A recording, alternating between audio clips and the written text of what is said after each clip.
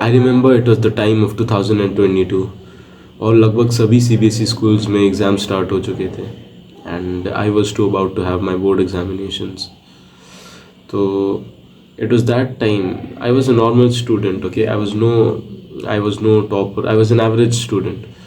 तो क्या हुआ कि आई was preparing for my board examinations and around this time क्या होता है कि बच्चों पे प्रेशर होता है कि आप बोर्ड एग्ज़ाम्स के लिए प्रिपेयर कर लो, उसके बाद आपके पास दो रास्ते हैं स्पेशली फॉर इंडियन स्टूडेंट्स. और अगर आप 12th में होंगे या फिर 11th में होंगे तो आपको तो पता ही है दो ऑप्शंस क्या है, एक तो हो गया मेडिकल और दूसरा इंजीनियरिंग. और it's like we have no other choice, ऐसा है कि बस दो में से एक चूज़ करना है. Okay, so getting back to the story, मैं क्लास 12th में था तो I was preparing for my board examinations and क्या हुआ कि I chose to not go into any of these two options, right, medical और इंजीनियरिंग. तो मैंने सोचा कि क्यों ना मैं कोई दूसरी फील्ड में ट्राई करूँ and I wanted to join the defence from a very young age because I had a defence background in my family. तो उसे देखते हुए I decided to prepare for the NDA. तो NDA एग्जामिनेशन मैंने शुरू में भी एक बार दिया था as I reached class 12th. तो I was preparing really hard for it. तो क्या हुआ कि आई was preparing for my NDA examinations after I just completed my 11th.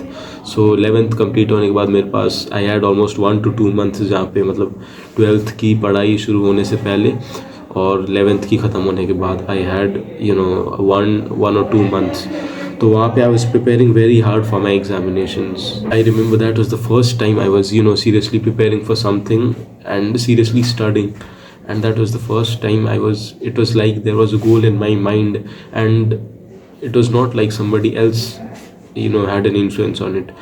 ऐसे लग रहा था कि ये जो है ये तो करना ही है मुझे, क्योंकि ये मैंने खुद से डिसाइड किया है और वो मोटिवेशन था कि I had a reason to join the defence forces.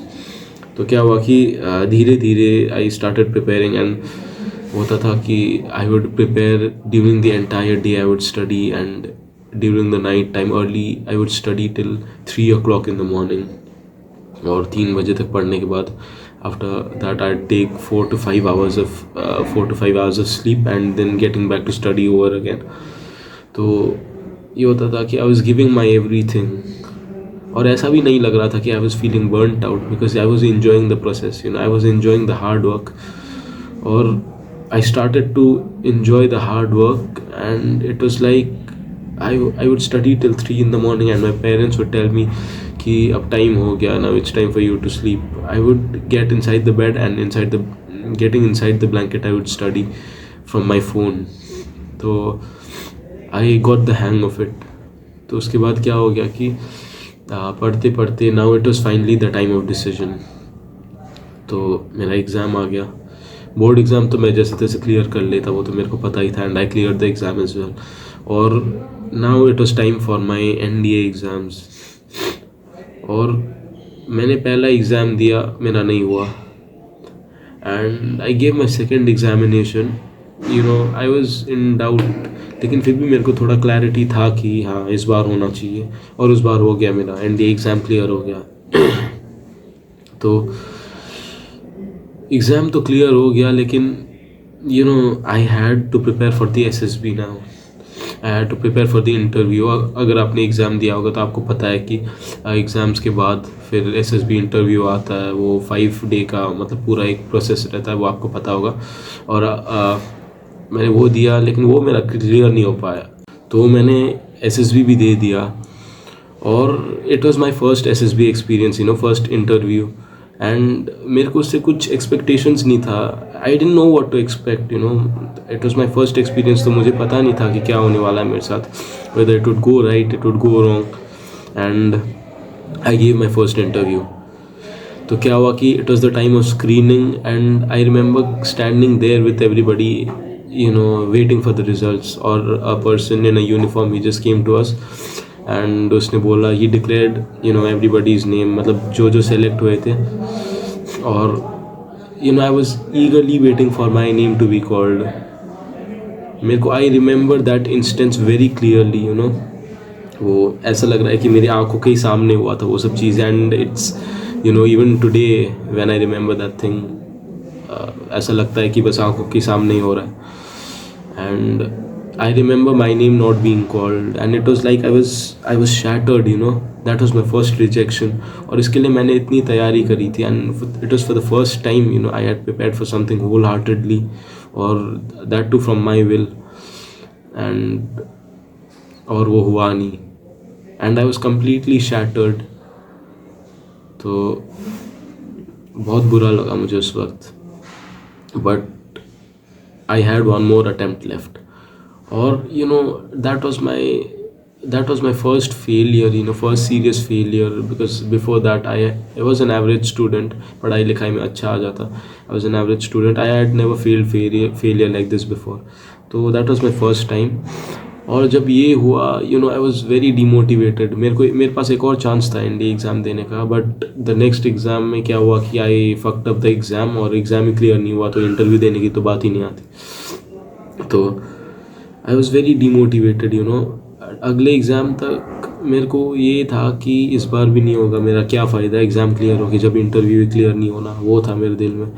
और समहाउ क्या हुआ कि एग्ज़ाम तो क्लियर हुआ नहीं मेरा, और I was demotivated and it took me about few months to get over it. I was sad. I was very sad, and it was like everything that I'd been doing from the past 1.5 years, that going down in the drain. तो बहुत बुरा लगा मेरे को, and it took me about 1 to 2 months to get over it.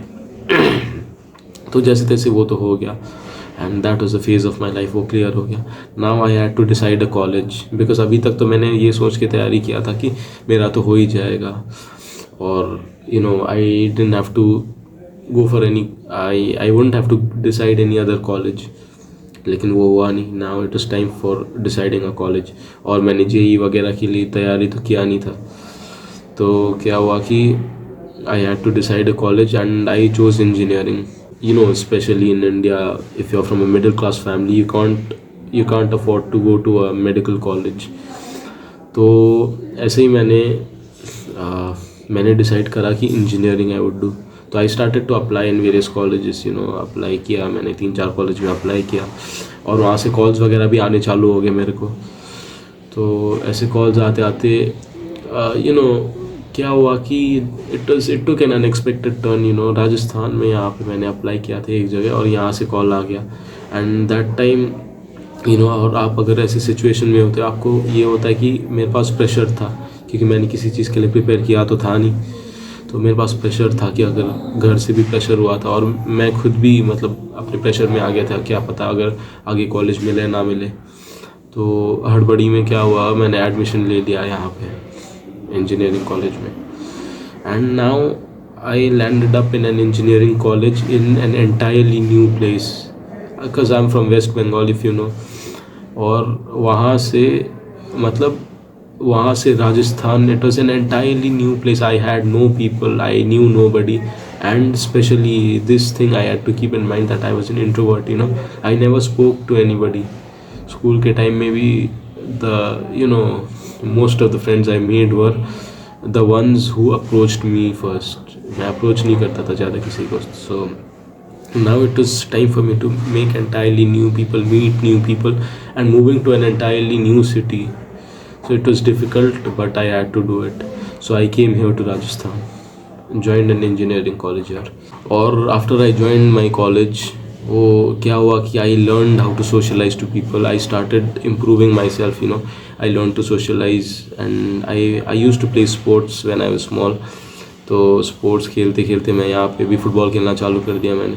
और वैसे मेरे दोस्त वगैरह बन गए, seniors and all. I had decent contact with people.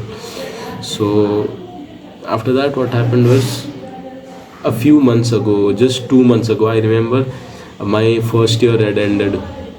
मेरा फर्स्ट ईयर ख़त्म हो गया था इंजीनियरिंग का. And I realised, I sat down and introspected one day, और मेरे को पता चला कि कॉलेज से तो मेरे को कुछ वैल्यू मिल रहा है नहीं. I was learning nothing in college. What I was doing was just attending the college. The days I would attend the college, I was just going to the college, passing the time and coming back. और जो भी मेरे को ज्ञान मिल रहा था, whatever knowledge I was I was and what ever knowledge जो भी मैं इम्पार्ट कर रहा था वो सभी आ रहा था from my self education, from me being at my hostel room and giving time for that particular thing in the internet or from any other book. So I realized that I was getting this knowledge all by myself. So I questioned myself, तो degree तो मतलब engineering तो college जाने की ज़रूरत ही क्या थी. तो मैंने डिसाइड करा कि now I wouldn't be attending college. मैंने घर पे बताया कि ये सब हो रहा है and I feel like quitting the college. I don't know what to do. College से मेरे को कुछ नॉलेज नहीं मिल रहा and all we are doing is passing time and learning how to smoke. तो घर वाले बोले कि यार decide what you feel like doing and they told me but you have nothing else to do. अब पहला साल हो गया और डेढ़ third semester is about to go. Third semester भी ख़त्म होने वाला है and you are telling this thing right now. तो उनकी भी बात सही थी and even I didn't have any other thing to do right. So I was stuck here now. तो I was stuck here and I didn't know what to do. So I started, now actually my self improvement journey started. I started to see online. I've started following Hamza and these creators like crazy, and there's a new creator in YouTube. He's called Chat Tag, self improvement journey. He's about self improvement and I started to follow them. और क्या हुआ कि I started to find out various ways to earn, I started to earn various business models and I learned after I read that book called The Millionaire Fast Lane. I learned about the slow lane and the fast lane, what that is. तो मेरे को पता चला कि दो तरीके हैं, मतलब either you go to college and get a normal degree and you get a job, या फिर you plan a certain business model and start earning from it. And I realized that people in the foreign countries were earning like crazy from the business models. There are various other techniques like content creation, copywriting, and all you had to do was practice a skill for a year or two and then start implementing it and get clients by from freelancing or various other sources and building a personal brand. So I started to learn about this and after I started to learn that वो कीड़ा था जो मेरे अंदर at the time I was preparing for my NDA examination. It was like it got revived over again. Or now that that desire to learn, it started to rise again. और मैं college नहीं जाता अब क्या करता मैं room में बैठ के I would keep on learning new stuff and implementing new stuff. Started content creation, started an Instagram page and started implementing it. It was like I started to improve crazy. और ऊपर से ये I had no other influence, nobody to talk to. This is mostly the case in many of the private colleges. People are busy spending their time smoking, hanging out with their friends, just chilling, But I decided not to do that because I was socially introverted, from deep inside. और मैंने decide किया कि I wouldn't do this now. So I started to learn like crazy and I would stay in my room. I would keep on learning and I would learn like crazy. So I started content creation in Instagram. I started various other business models. I tried on LinkedIn. I learned content creation because I was good at writing from a very, from the time I was in high school. मेरे को लिखना अच्छे से आता था. So I honed that skill even more. Or I started content creation and writing and started to write scripts for people. तो इसी तरह I began my content creation journey. And I started to create on Instagram, LinkedIn and also on YouTube. So getting back to the story, I was saying कि I used to bunk the colleges and I used to learn whatever I could. I would find out business models, I would read books about them and I would implement it in real life through freelancers or finding clients or whatever it was. And I started to improve like crazy. Or talking about the present time, I'm stuck in the college just in the name of a degree. This is the situation of the private engineering colleges, especially in India. And before you decide to take a certain field, give yourself some time and talk to somebody who has expertise in this. मेरे पास कोई नहीं था बात करने को. I had nobody to tell me what was right and what was wrong.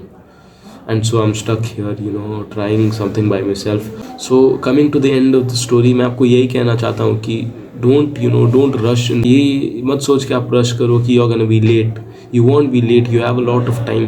अपने parents को समझाओ, give them some time, talk to somebody who knows, आपके भैया हो गए और anybody who knows. और ये यूट्यूब में मत फॉलो करो कि don't take tips from anybody in the in YouTube, okay. क्योंकि ये होता है कि एक क्रिएटर बोलेगा कि आपको you are gonna be late if you don't join now, और दूसरा बोलेगा कि you have to prepare for IIT, because not everybody is meant to do that. हाँ, यू कैन डू इट, और 2 साल गैप ले ले, 3 साल ड्रॉप लेके, after that you clear it. उसके बाद भी नहीं हुआ, what is the it is there's a lot at stake. तो वही है, do what you want to. After 12th अगर नहीं हो पा रहा आपसे, मतलब if you can not decide, take a drop, take a drop your, there is nothing at stake. 1 साल ही तो जा रहा है, एंड वो साल में आप सीखो, try and experience everything you can, experiment with new stuff every day, try new business models, go into YouTube, select a certain particular creator that you can connect to and who can really relate to you, and I mean who you can really relate to, and start following him, and just start experimenting. And आपके parents को बोलिए कि this is not what it is like अभी situation, it does not mean that सब लोग ये कर रहे हैं तो मेरे को भी ये करना है. Give me some time, I will do it in my time, and I'll do it when my time comes. Explain them, उनसे बात करो अच्छे से, even they'll understand. Just because times have changed, it was different in their time, does not mean they won't understand. You just make them understand, because it is also their first time, and everything will be all right. Just take a drop here if possible and decide what you have to do. Experiment with new stuff every day. So at the end मैं आपको यही बोलना चाहूँगा कि college is going to be one of the most important decisions you'll be taking, because you'll be deciding your environment for the next 3 to 4 years, and that matters a lot. So don't let that go in vain, or make your decision very wisely. So that's it for today. Thanks for watching.